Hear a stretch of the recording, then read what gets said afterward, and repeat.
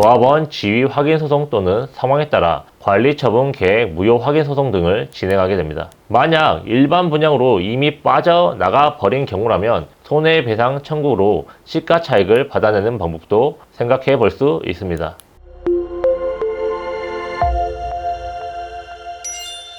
안녕하세요. 대한변호사협회 등록 재건축 재개발 전문 정정주 변호사입니다.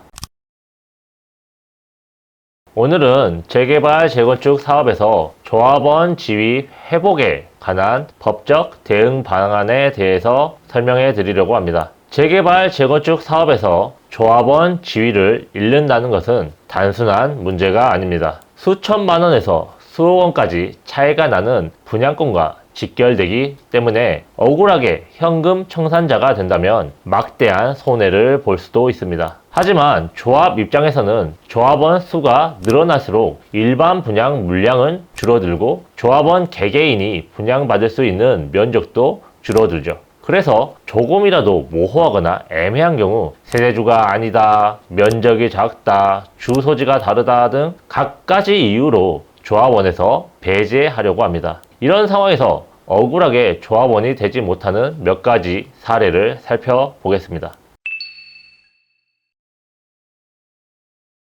첫 번째로 분양계약 통지 누락 사례입니다. 조합은 일정 기간까지 분양을 받을 것인지를 결정해 달라는 통지를 하게 됩니다. 그런데 조합이 이 분양계약 통지를 잘못된 제3자에게만 보내고 실제 조합원에게는 제대로 알리지 않는 경우가 있습니다. 예를 들어 예전 주소로 보냈다거나 잘못된 이메일이나 연락처로 보내는 것이죠. 특히 해외에 거주하시는 분들에게 이러한 문제가 종종 발생하고 있는데, 이러한 분들은 자신도 모르는 사이에 이미 현금 청산자가 되어버리고 맙니다. 도시정비법 제72조에 따르면 사업 시행자는 분양의 대상이 되는 대지 또는 건축물의 내역 등을 토지 등 소유자에게 통지해야 합니다. 법원은 조합이 조합원에게 성실하게 통지할 의무가 있다고 보고, 이를 위반하여 조합원의 지위를 배제하는 것은 위법하다고 일관되게 판시하고 있습니다.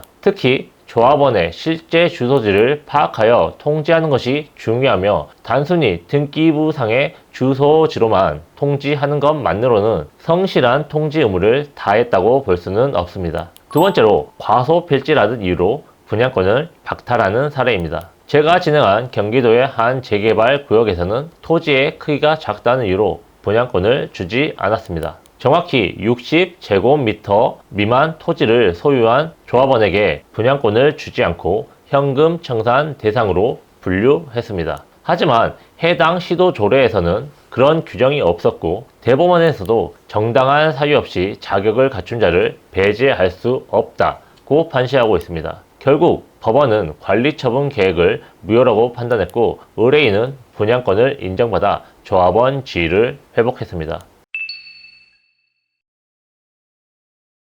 앞서 말씀드린 사례 외에도 다양한 근거를 들어 조합원 지위를 박탈하는 경우가 많습니다. 이렇게 조합이 임의로 만든 기준 때문에 조합원 지위를 박탈당했다면 그대로 받아들이실 필요가 없습니다. 조합 내부 규정이나 관행은 법정 근거가 없는 경우가 많기 때문입니다. 조합원 자격을 되찾기 위해서는 먼저 도시정비법과 해당 지역 조례를 확인한 뒤 조합 정관을 분석해야 합니다. 그 다음 비교를 통해 조합 정관이 어떠한 법령을 위반했는지 검토하고 분양신청서, 통지서, 등기부등본, 토지대장 등 증거를 확보해야 합니다. 이후 소송 중 권리가 침해되지 않도록 분양금지, 지위보전 가처분을 신청하고 조합원 지위 확인 소송 또는 상황에 따라 관리처분 계획 무효 확인 소송 등을 진행하게 됩니다. 만약 일반 분양으로 이미 빠져나가 버린 경우라면 손해배상 청구로 시가차익을 받아내는 방법도 생각해 볼 수 있습니다.